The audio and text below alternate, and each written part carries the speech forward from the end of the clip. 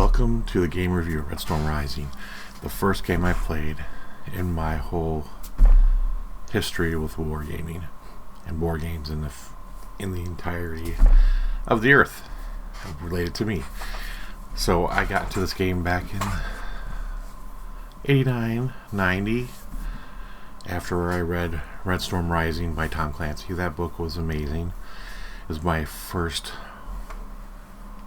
entry into that genre and area of just the military aspect of life in the Third World War, Cold War, hypothetical things. And that was one of the great books, and I read several after that, but Red Storm Rising was the game I saw like, whoa, I need this. So I made my mom get it. And obviously after that I got Red October as well, or before that, because they work together, you know, in synergy. So those are great games. I'm going to show you the basics and kind of what it is on Tabletop Simulator, because that is one of the easiest ways to do that. Not being able to break out, as junk stuff over here, you know, showing it without actually breaking everything open and put it on a table. I have the game. I have 2 copies of the game actually.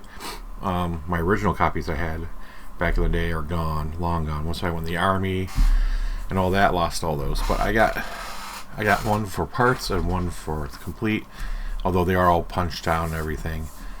I didn't counterclip those because this back in the day I never knew anything about doing that.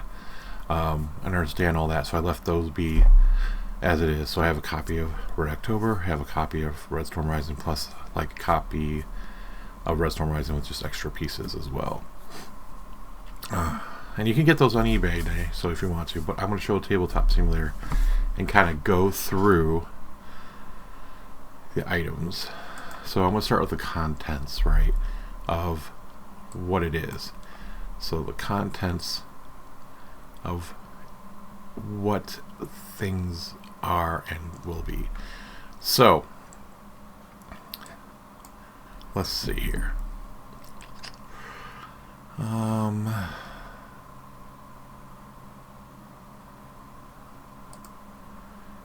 Yeah, fun times. So let's break open the book. So these are the book. This is Tabletop Simulator. So we can just scroll back a little bit.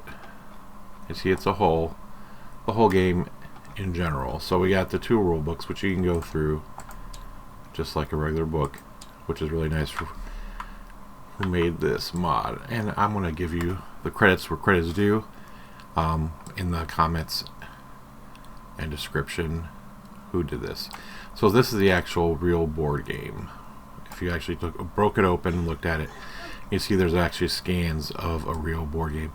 And this is what happens over the years. For my copy I used to have, see right here, they're starting to fall apart from being folded and opened, folded and opened.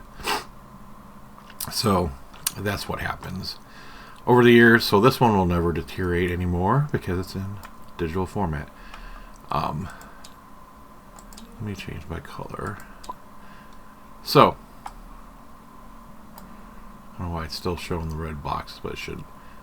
But yeah, when you come in Tabletop Simulator, you have to change the color to actually get stuff to remove. If you change color black. Anyways, this should the red and blue boxes go away. So what we have here, we have the whole entire playing board that Red Storm Rising works on. So what it represents, I'm sorry, I'm also been a little sick, so if you hear something, I'm sorry. I don't mean to do that. It's East and West Germany's border. It's mostly all of West Germany. Actually, it is all West Germany. Part of East Germany and Czechoslovakia down here, along with France, and you have the Netherlands and Belgium over here. So this is basically the conflict area that would happen back in the day when the Cold War was happening, before the fall of the Iron Curtain, all that, back in the 80s. So what do you see here and how we set it up? So basically we have these counters, which represent units. As you see, we have the French, West German, U.S., all the way down here, West German. And these are all depicted with either infantry or armor. You see black is armor, white is infantry, and you can see, if you've played wargaming at all for a little bit, you have silhouettes of vehicles that are relevant to the times. And you get your dice, and you have air support, and you have other items too. We'll go through as we go through the book in different levels. But more to the playing board, it's a standard mounted playing board with items and little ideas and tips of things that need to be shown based on what you're playing. And you see the setup as there's the border of West Germany, East Germany, and all the different cities, which are obviously, there's a lot of different war games considered for victory points in this game, and all the different units. So basically, I wanted to start with going through the rule book for the basic rules, right? What's in the box and what you get, how I set up everything. So it's tabletop simulator. I know it's kind of weird going through it, but here we go. They have great little excerpts into, from the Red Storm Rising book, and all the designer. So if you see it's old TSR, the old Tri-2 Dungeons and Dragons, everything like that, TSR did a lot of stuff back in the day. 89, as I said. I think I picked it up in 89, and I started playing the heck out of it. I really ruined that game because I enjoyed playing this a lot, and I played myself, so I can always not get my friends to play these games back in the day as well. I keep saying back in the day, but it's what it is. However, it's just a fun game. I played myself and just tried to beat myself very well, and I won a lot. So, as you see, we have, these are the pieces we have. We have NATO backs and Warsaw backs, backings on our actual unit pieces, which are right here. They're all cardboard stand-ups with little stands. They're not pure counters like a lot of the games today are, although we do have counters for NATO and Warsaw Pact. Support markers. We have the units. I see the units have a setup designation sometimes. That's where on the board, that's where they go. So if you look on the board here, see the red border here, all the way here. Only certain units can be placed in this area, and I believe that's the U.S. area, has the southern sector. And then a designation of the unit, which is always nice with the kind of historical gaming somewhat. You have something you can rely on and research, and if you're, I see this unit, this is 10th Panzer, can I research history? I can go out there on Google now. Back in the day, you couldn't do that, and you have to look for books, go to the library, and I was in the library a lot looking up information, trying to get the bookstores and trying to buy Jane's Defense Weekly books and stuff like that to get all the information. I still have some of those books with all the different armament and aircraft and stuff like that. Now we have Google, but back then we had the books, and I researched a lot and read a lot about it, infantry and military tactics and just weapon systems in general. You have attack rating too, which attack rating is very simplistic. It's just how powerful is this unit, and it's used kind of for a defense idea, how big this unit is, its organization, and then if it's a tank or first infantry, that determines some rules too. Same thing with the Warsaw Pact. They have a unit designation here of a triangle. NATO has like a triangle, like a banner almost, pennant. Same idea though, 4 or 5, whatever. Well, so those are the game pieces.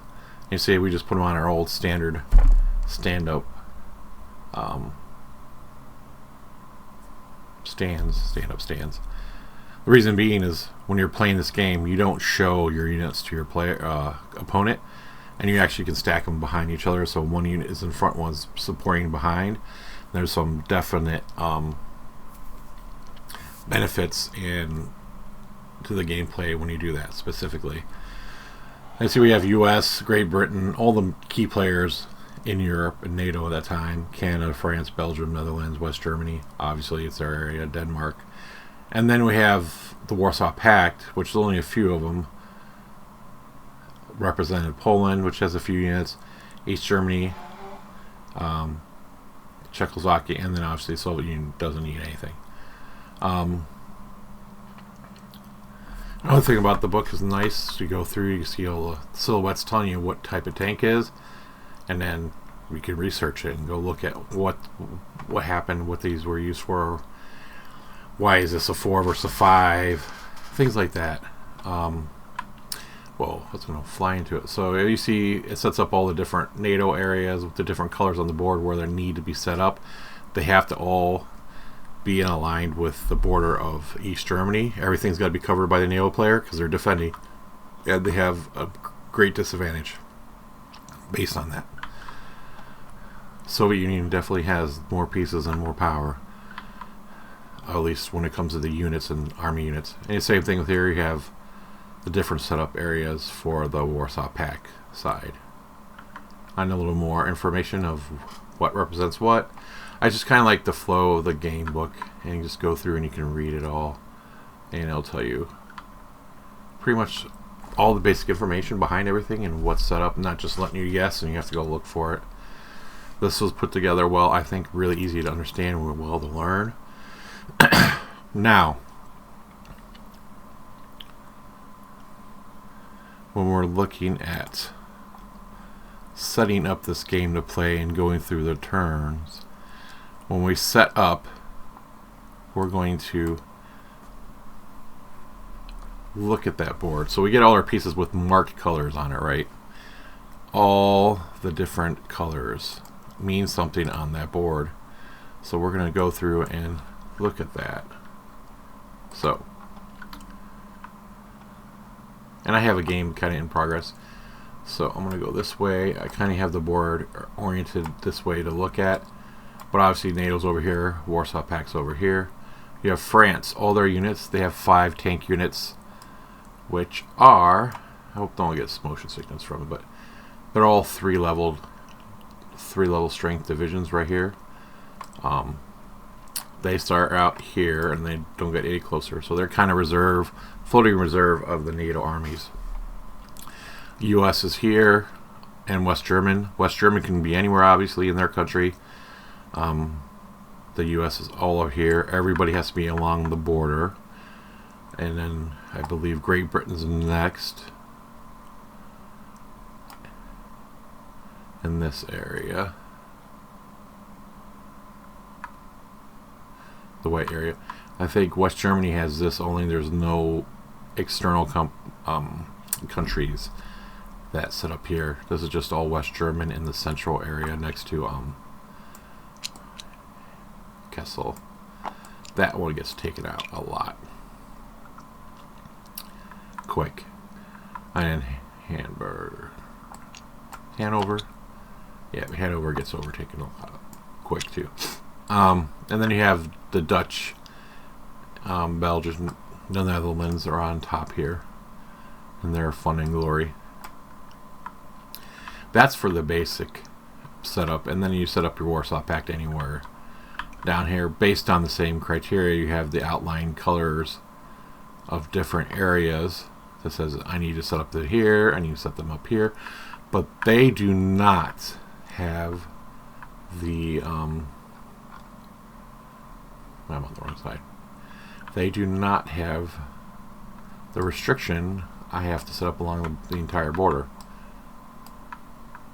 right?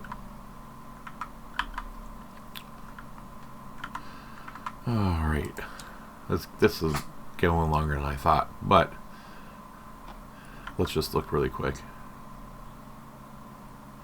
See, I've replaced on the board, right? West German can be anywhere. However, you must place one army piece in every place along the Iron Curtain. That's what they call the border.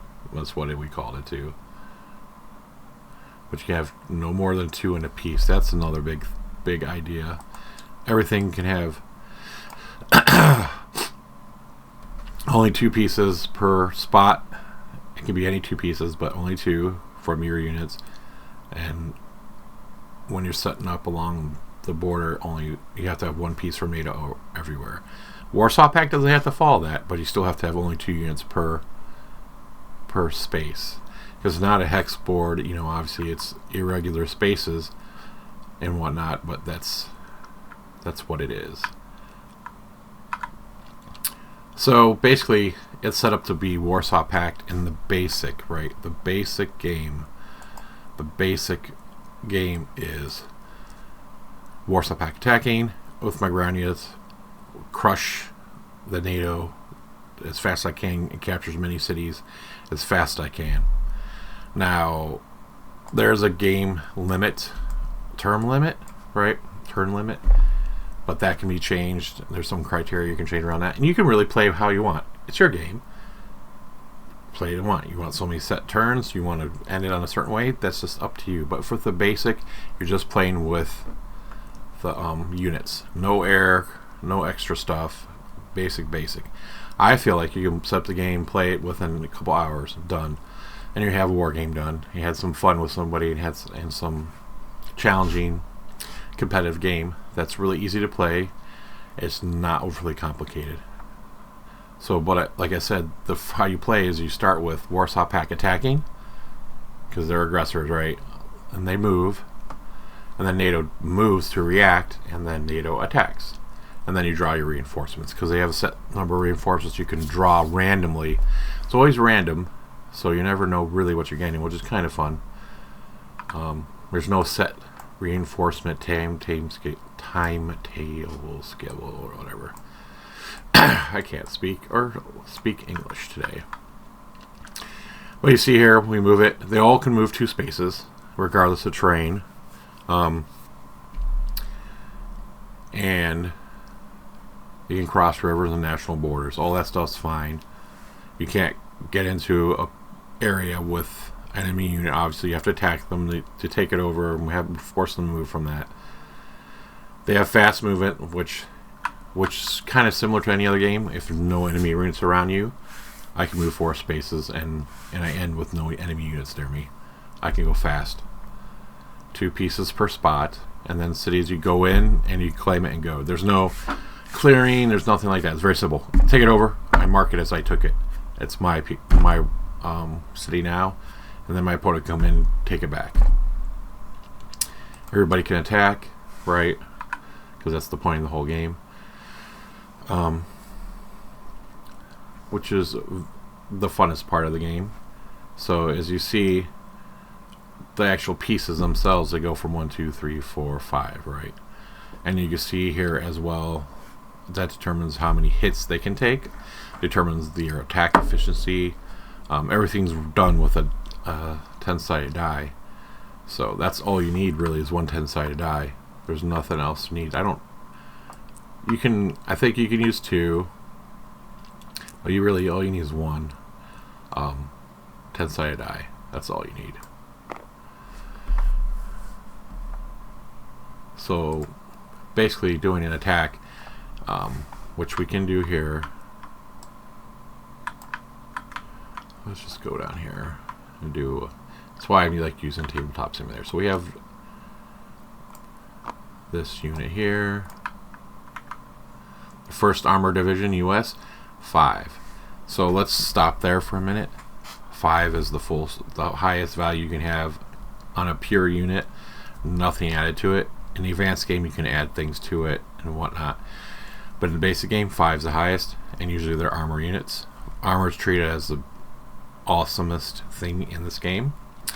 So these also represent a division. 5 is division, 4 is division. 3 is a light division, or a weak, or old obsolete units, right?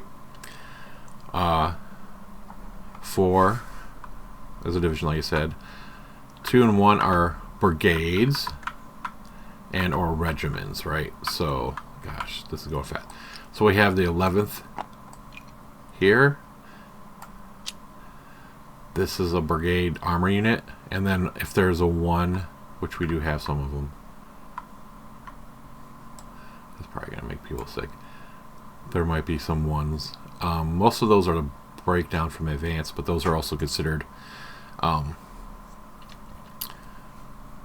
regiments and or brigades, whatever you want to call it. So there's the 3rd brigade here, and then we have infantry brigade, and then we have the 11th armored brigade here, regiment, whatever. Just depends what you feel like. You can look it up and actually represent the way you want to. And then the 1st armored division. So we have the Soviet here.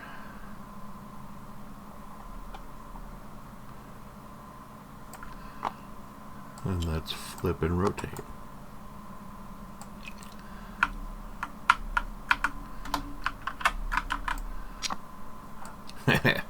I love this stuff. I mean, this is fun playing with this too. I'm sorry. I love playing Tabletop Simulator.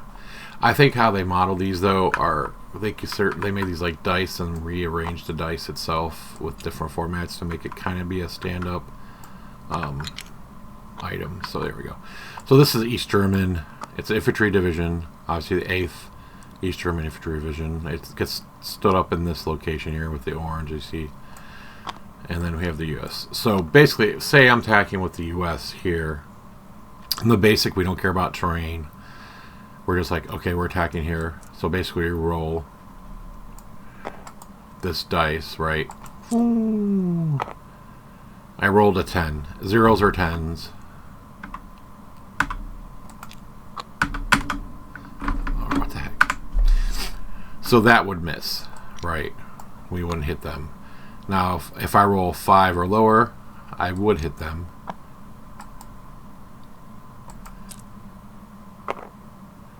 Oh, we're not going to do it. So we'll just say we hit a 5. Then I hit them. So my attack value is 5. It's higher than their 4. So they take a hit and retreat. I'm a more powerful unit. You compare this to this to see what they do. Now say, let's see if I can find a 5. That's not that. There we go. The 31st Tank Army. So if I run a 5 in this, so he either has a choice to take a hit or retreat. If I'm not mistaken, let's review that. Because sometimes I even forget what I'm doing. So, let's look at that actually in the rulebook. So, roll number equal to your attack rating. Attacking the opposing piece must either suffer a hit or retreat. They get to choose. If you rolled a number less than your attack rating, but greater than 1, the opponent must suffer attack. So, it doesn't matter what their attack rating is at this point in time. 1 is devastating critical attack, so it would destroy. So that's where the 4. So if they're a 4, I roll a 1 and 5, right? So a 5 can destroy any 5. A 4 can't destroy a 5, but a 5 can destroy a 5, 4, 3, 2, 1, right? And that's where if this was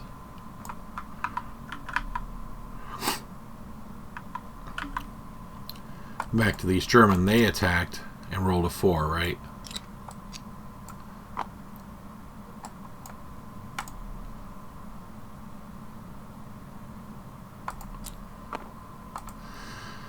And they hit. I can choose to go back and forth. If this is a 1, it's a critical, but since this is a weaker unit technically than this, I would just take a hit and move back, right? And when I'm moving back, I can move behind other units, so I could come back here behind this unit, or I can actually be in front too. It depends on what you want to move to.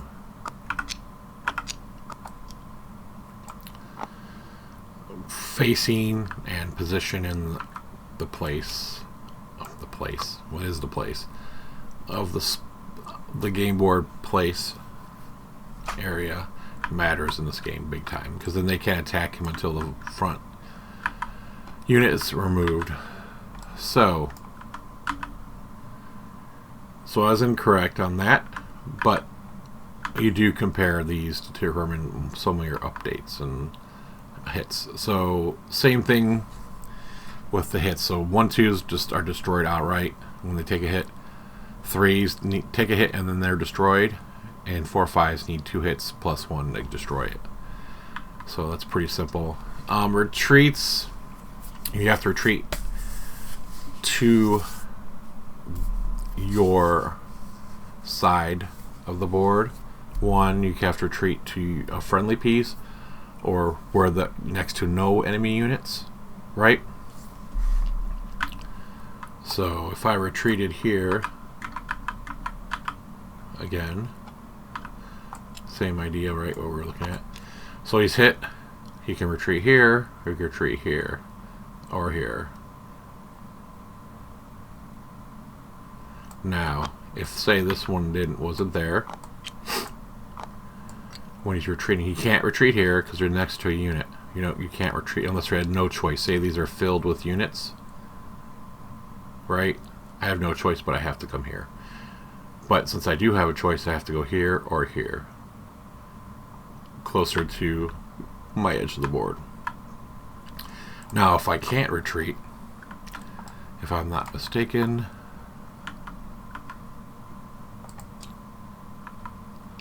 and they have great examples of the items and what's going on with the specific thing they're teaching. See, if retreating can't fulfill any of the requirements, destroyed regardless of how many hits. It's pretty standard wargaming style items. Now let's go to the breakthroughs. I think this is kind of a cool part of the game. So, in a nutshell, what do you think about it when we're attacking? And again, we have, you know, what's pieces in front, what pieces in back, what pieces in front, what's in back. If I attack here, I hit them as a retreat, right? There's no longer a unit in this area. My 11th, where's it? Yeah, the 11th Armored Brigade can break through. That means they can move through directly and attack automatically. They're a 2 unit. They can do damage to, which is kind of cool, but they just have a low success chance. So 2, they can hit. So they can force him to retreat, because most likely they're a unit that is larger. So they can retreat or take a hit. Most of the time, I like to retreat because I don't like to lose units. And then they're done. So that's open. They can't move again. And that's where we can do breakthroughs. Only the army unit in the back behind the other unit can break through. Infantry units cannot.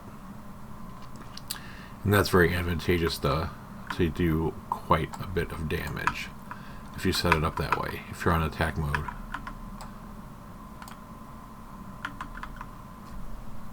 Only if the enemy's cleared. Alright, so we have support markers, and this is all just basic. So you saw one here. This is a support marker. It gets limited amount during gameplay. What it does basically, it just represents extra planning. It represents extra fuel, weapon, ammunition, all that. So if I was attacking here, what the difference is when you attack, which is useful. So we're going to go flying. It's over here. We get 2 dice. So we rolled 2 dice for attack, and we get the best. Now say that does a great job. They retreat, damage, whatever. When we do a breakthrough, those 2 apply to this unit as well. So it's useful on when you're doing actual targeted attacks, right? And breakthrough attacks on your board. That's a lot of fun. And then once you use it, it's gone. Like I said, NATO gets very little. Warsaw Pact has a lot more in this game, and you get so many during the game and whatnot. So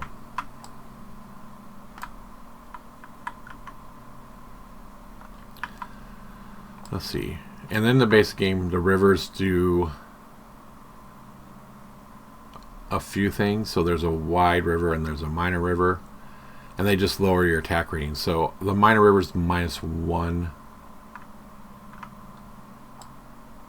and the major rivers are by 2. That's only terrain that affects attacks in this game, right? And I'm probably missing a few things as well.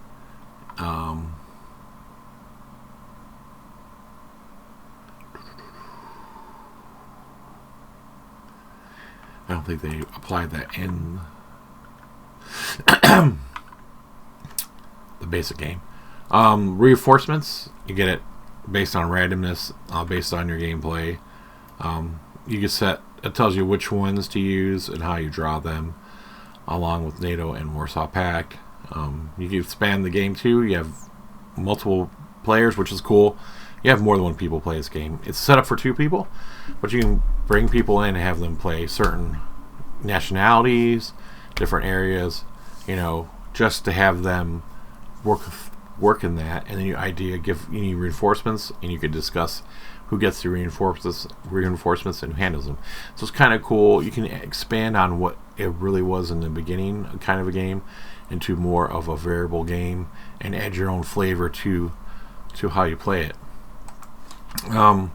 Usually the game ends, like I said here, turn 4, but you can set up, so you can set up if you roll 7, 8, or 9, or 10, it ends immediately. Like adding that diplomatic kind of items that happen, like if you remember Team Yankee, where things can end during the war, and a diplomatic, if I'm not mistaken, diplomatic end that situation.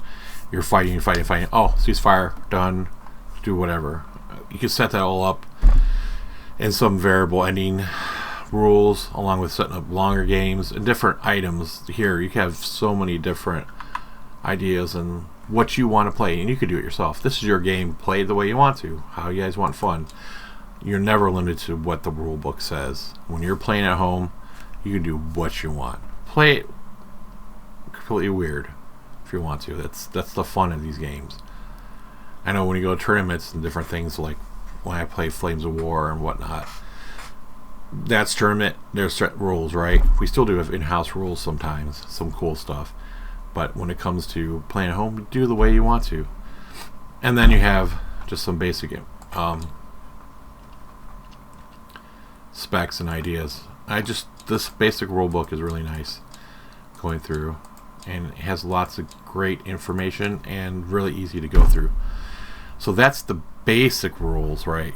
The basic gameplay. I want to do the advanced on my next game video, because that video is going to take a lot more time. But it's right here. See, this one has 34 pages, 14 pages. Sorry, and this only had 9. But what this adds in a lot of paratroopers and things from the book, you know, chemical weapons, more rules on stuff, but using the basic rules, you can play a quick game. I mean, you play a World War III game, done fast, do your own rules, and you're done within a couple hours. If you want to play longer and play some other stuff, you add in these air units, which are all these fun different air units for the United States. You have AWACS, you have the old, before the Y-17s came out, the Frisbees, the F-19s are what they call it. Thinking that's what stealth fire is going to be like. And my favorite, the A-10s, and then extra paratroopers and breakdown units. We'll go through all that in my advanced video and how to play that way, and then probably play a game on different parts as well, just to see how it happens. I'm probably going to stream it, and I'll probably play myself, because the best opponent is myself. I try to win no matter what. So I hope you enjoyed this game. review. I know there's a lot I probably went through pretty quick. There's a lot to go over. You got questions, put it in the comments. You can subscribe, you don't have to. I'm going to put the videos out no matter what, because I love doing this. I love gaming. I love wargaming. As you can see behind me, I have lots of stuff from different genre of wargaming in my IKEA cubes. But if you got wargaming, play it. Have fun with your kids, whoever your friends. It's just something to do, to get together and enjoy each other, right? Your friends, you know, in our digital age, we still get together face to face and do stuff, whether it's over video or whatnot, or even in person. It's just great to socialize and enjoy that interaction, I think, and discuss things. Well, you guys have a great, wonderful day, and this is Mad One from Got Gaming. I'm out.